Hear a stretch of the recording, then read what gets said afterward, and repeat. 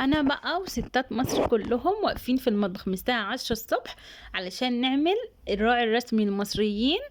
في رمضان، في اول يوم من رمضان، ايه هو بقى المحاشي المشكله التحفه قوي دي، طعمها حكايه يا جماعه، حلوه قوي قوي قوي. كل سنه وانتم طيبين. طبعا لازم كل البيوت المصريه تعمل في اول يوم من رمضان المحاشي المشكله القمر التحفه المسكره قوي دي.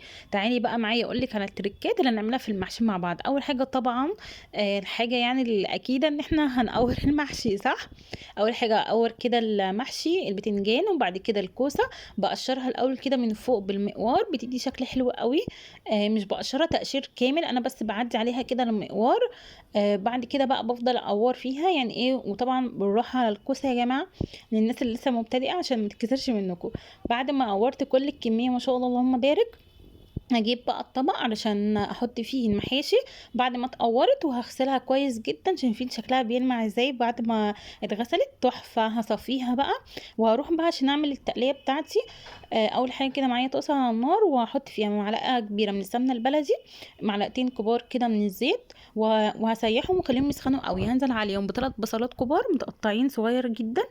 وهفضل اقلب بقى في البصله كده واشوح فيها لحد ما تدبل معايا بالشكل ده. هبدأ بقى احط التوابل بتاعتي. انا بحب احط التوابل اول حاجة على البصلة، بتدي طعم وريحة تحفة جدا. معايا معلقة من الفلفل الاسود، ومعلقة نص معلقة من القرفة، ومعلقة كبيرة من سبع بهارات، نص معلقة من الكمون، معلقتين كبار ملح، ومعلقة كبيرة من السكر. هقلبهم بقى مع البصلة، الريحة بتاعتهم بقى يتشوحوا كده مع البصل، ريحتهم هتطلع وهتبقى تحفة جدا جدا.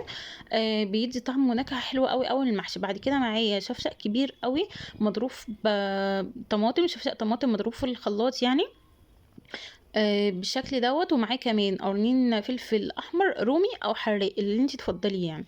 بعد كده بقى هعمل التتبيله بتاعه الفرخه بتاعتي اللي هعملها معاكم. معايا بصله كده عليها رشه من الفلفل الاسود ونص معلقه من الملح.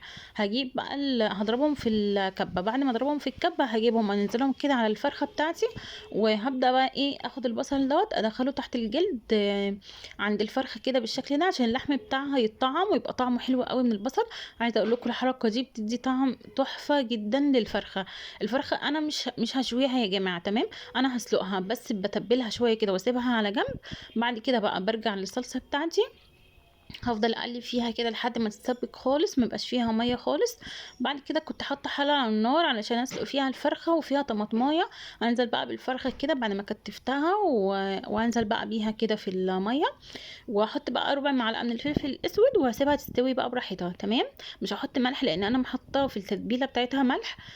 بعد كده هجيب بقى الخضره بتاعتي بعد ما غسلتها ونضفتها كويس جدا، هبدا اقطعها قطع صغيره خالص. انا الخضره اللي انا استخدمت حزمتين من الشبت وحزمتين من الكزبره وحزمتين من البقدونس، بيخلي طعم المحشي تحفه جدا. كتري خضره هتاكلي محشي مسكر جدا.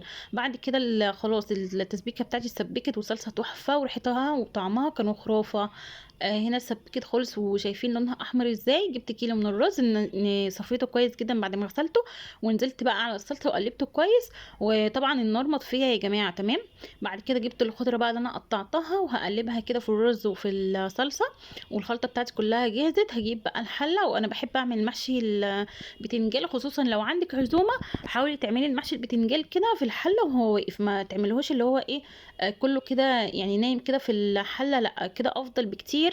على الاقل يعني ايه ما يتحرقش منك او يتلسع منك لو نستيه ولا حاجه او مشغوله او الكلام ده. يفضل ان انت وانت عندك عزومه تعمليه بالشكل ده، تمام؟ هنا بقى كنت بحشي كده الكوسه والبتنجان، وكنت بوريكم ان انا مش بملى البتنجانه قوي يعني، ما تملهاش قوي علشان طبعا الرز لما بيستوي حجمه بيتضاعف، فايه ما يبقاش معجن كده او ما يكونش كمان ايه ني من جوه، تمام؟ فما تكتريش الرز قوي في البتنجانه او الكوسه او الفلفل يعني عموما، تمام؟ عشان يطلع مستوي معاكي كده وطعمه حلو، يكون مفلفل وطعمه ايه، كان طعمه خطير قوي يا جماعه. كان طعمه فعلا حكايه. امشي على الخطوات والتركات اللي انا قلت لك عليها في التتبيله هتاكلي احلى محشي. انا خلصت ما شاء الله اللهم بارك الكميه كلها. بعد كده ما كانش في مكان للفلفل فحطيته كده من فوق، وبرده استوى وكان طعمه خطير. حطيته على البتنجان وعلى الكوسه بالشكل ده، شكله حلو قوي قوي. بعد كده بقى هبدا اسلقه، هبدا اسويه معلش هسوي كده المحشي بتاعي. هجيب بقى الشوربه بتاعه الفراخ وهبدا كده اسويه بيها. ومش شرط يا جماعه يعني نعمل بط، يعني البط غالي جدا جدا بصراحه. فعادي الفراخ بصراحه، يعني انا بالنسبه لي الفراخ احلى واطعم بكتير من البط يعني. بعد كده بقى هجيب، كنت سلقه ورق عنب. ورق عنب بسلقه في ميه وبعصر فيه في الميه ليمون، حوالي ليمونه كبيره، بتخليه مزز وبتخليه طعمه حلو جدا. هجيبه بقى وهفرده كده على البلانشة بتاعتي، وهبدأ بقى ايه احط فيه كده الرز بتاعه. تمام. وهبدأ الف كده من النص، وبعد كده بنقفل الجوانب ونبدأ نلف بقى للآخر لحد ما نعمل معانا الصوابع الجميلة قوي دي. ما شاء الله اللهم بارك، حلو جدا وسهل وبسيط وتحفه يعني. والخلطه كلها هي يعني. بعد ما خلصت الكميه كلها من ورق العنب، هبدا ارص بقى كده في الحله عشان يدينا شكل حلو، كاننا عاملين طاجن بالظبط. انا هعمله كانه طاجن يعني، اكيد شفتوا في اول الفيديو كان شكله تحفه ازاي، وكان طعمه حلو. عايزه اقول لكم ان انا بحط في قعر الحله قبل ما ارص ورق العنب، بحط العيدان بتاعه الورق العنب، بتدي مزازه وطعم حلو قوي قوي الورق العنب. بعد كده بقى هسقيه كده بالشوربه، وبعد كده بحط طبق وبكبسه قوي كده علشان خاطر ايه ما يفكش مننا ويفضل متماسك وحلو قوي. وهغطيه وهحطه كده على نار هاديه لمده ساعه الا ربع.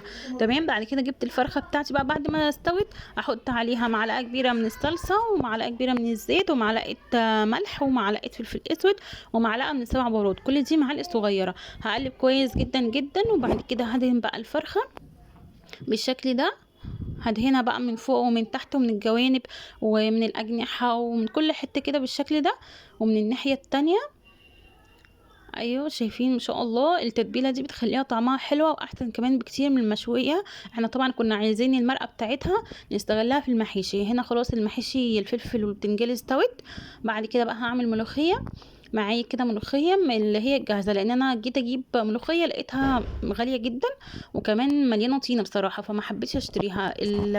جبت بقى نص كيلو من الملوخيه دي وسبتها كده تفك في المرقه. ورحت اعمل بقى ايه الطشه بتاعتها، معلقه كبيره من السمنه عليها معلقه كبيره من الثوم. هفضل اشوح فيها كده وهنزل عليها بمعلقه كبيره من الكزبره الناشفه، وهفضل اقلب اقلب بالشكل ده. بعد كده هتش بقى الملوخيه. شايفين ما شاء الله الملوخيه خضرا وجميله ازاي بعد ما فكت معايا وحلوه قوي قوي، وكانت ريحتها وطعمها كانوا خطير بصراحه. اسهل واحلى بكتير من اللي هي الفريش دي اللي هي يعني مليانه طينه وكده، بصراحه مش حلوه خالص الايام دي الملوخيه. هنزل بقى الله الله، شايفين جمال التقليه بتاعتي؟ تحفه تحفه جدا يا جماعه، وريحتها كانت جايبه اخر الدنيا بصراحه. ما شاء الله الطشه حلوه قوي. لو لسه بتشوفوا الفيديو ما تنسوش تعملوا لي لايك وشير وتقولي رايكم في التعليقات. لو اول مره بتشوفوني طبعا اعملوا فولو. ان شاء الله هنزل وصفات وحاجات حلوه كتير قوي قوي على الصفحه وعلى اليوتيوب برضو. هنا بقى بدات ارص بقى واحط الفطار. هنا بقى هقلب ورق العنب بعد ما استوى. ما شاء الله اللهم بارك، شايفين شكله ولونه وريحته وطعمه حلو قوي. شايفين شكله ما شاء الله يعني كان برضو اخضر وحلو، في ناس بتشتكي ان هو بيغمق منهم، كان اخضر وحلو قوي قوي معايا. والملوخيه بقى والفرخه كانت طلعت المشويه في الفرن. والمخلل بتاعي كمان اللي انا عاملاه معاكم هتلاقوا طريقته على الصفحه، استوى بعد اسبوع بالظبط. ما تنسوش بقى تقولي رايكم في التعليقات. الفطار بتاع النهارده، وكان معاكم اسماء جمال، مع السلامه.